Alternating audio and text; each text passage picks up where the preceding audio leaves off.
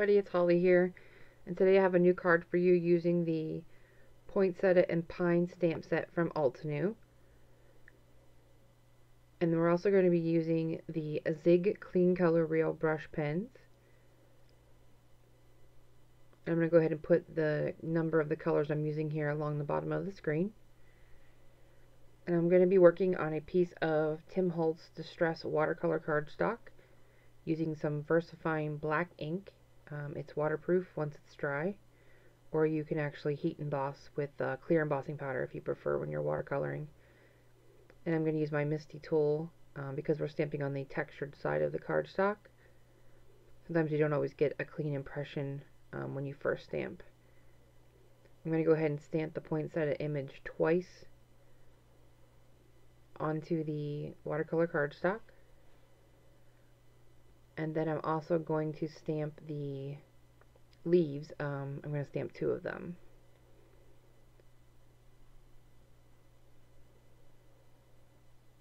And even after you stamp it a few times, if you don't get a perfect impression, don't worry about it. You can go over it with a black pen, like you'll see me do here.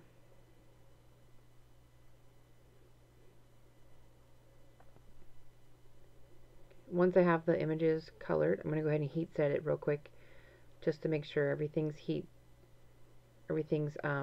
dry before I go ahead and start watercoloring. And here I'm just using a microfine pen. These pens are waterproof, and you can get them at any craft store or art store.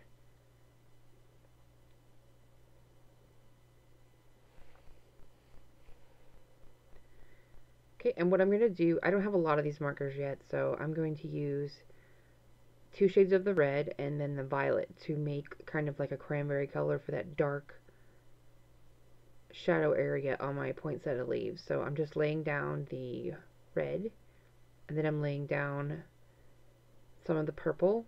It doesn't matter which way you do this. You can put the purple down first, and you can put the red.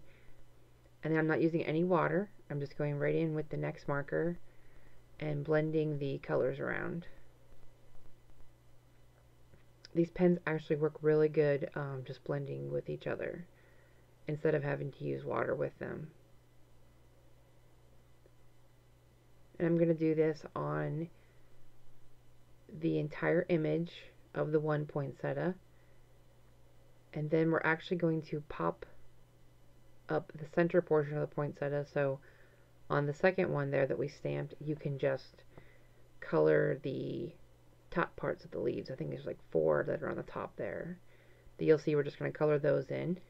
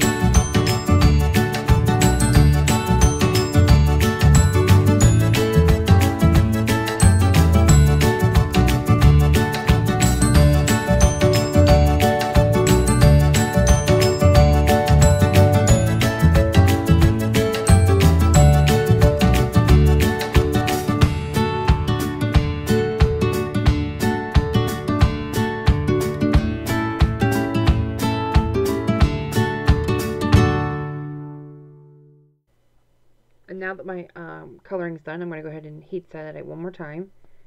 I'm going to go ahead and fussy cut the images out. So these, I do believe these do have a die cut, coordinating die cuts for them, but I'm just going to go ahead and fussy cut it. It's pretty easy to cut it out. So you're going to cut out the entire poinsettia of that first one, and then on that second one, you're just going to cut out the top portion. And you're also going to cut out the leaves.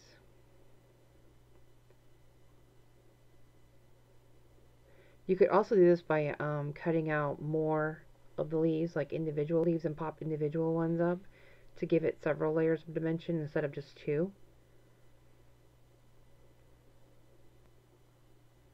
Then once we have the images all cut, we're going to go ahead and use a Memento black marker, and we're just going to take that around the edges, and that just helps clean up the sides so you can't see the white. And then you can also use it for any lines that might be kind of thin, where you might have cut too much off. And you want to make sure you fill in any white areas. This gives a nice clean finish to your project. And then we're going to go ahead and add some dimensionals to the back of the center portion of the poinsettia. And then we're just going to put it on top of the whole one there. You just line it up.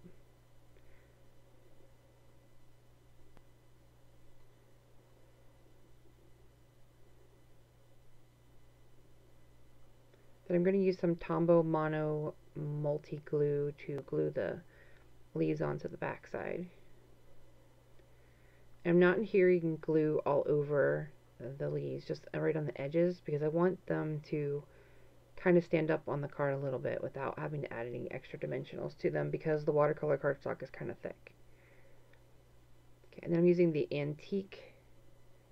authentic collection called Festive. It's a 6x6 paper pad.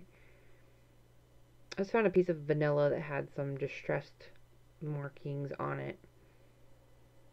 We're going to go ahead and stamp the pine from the set using the Noble Fir ink from Lawn Fawn. I really like this ink because it's solid. You stamp with it, it's nice and crisp, and it's solid. You don't have to wait for it to get darker or anything. It's a straight one-shot ink.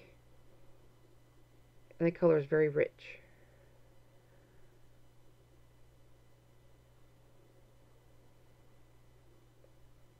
So we're going to stamp the larger of the pine.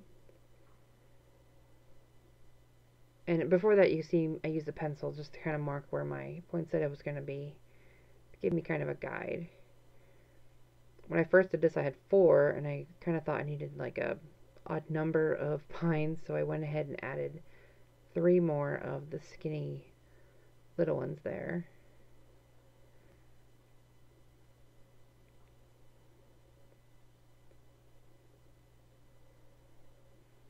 Then I'm going to go ahead and grab my Misty tool to line up my sentiment. On the first card I showed in the beginning of the video, my sample card, I actually have the sentiment embossed on a piece of black cardstock in gold, because when I originally stamped the card, the sentiment was on crooked. So I kind of had to think of another way to get the sentiment on there, but this kind of shows 2 different ways you can do this card.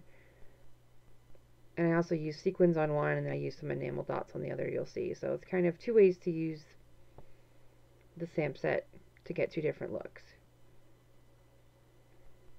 I'm going to go ahead and use the Lawn Fawn black ink here to stamp the sentiment in the lower left corner. I'm going to stamp it one more time to get it a little bit darker. I did want to use the VersaFine ink because the designer paper has kind of a little bit of a slick surface to it, so I was afraid it wouldn't dry all the way. And then the season's greeting comes from the Winnie Walter stamp set Winter Wonderland. I'm going to use a piece of 180-pound white cardstock, top folded into standard A2 size. I'm going to go ahead and adhere the image panel with my ATG gun.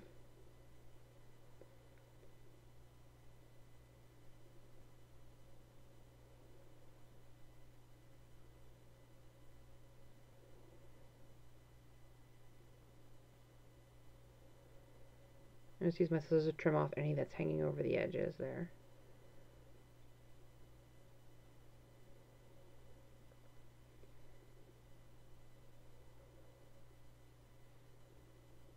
I had a little bit of glue sticking out under where I pushed the leaf down there. That gum eraser just takes it off. I'm just going to add some more glue to the back of the poinsettia to glue it down, and I'm going to erase those pencil lines before I forget.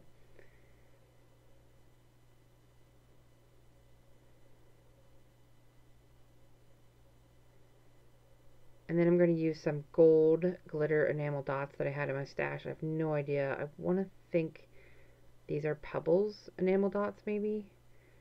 But you'll see I'm just going to place them here. I have this thing about putting them in 3s, and they have to be in odd numbers.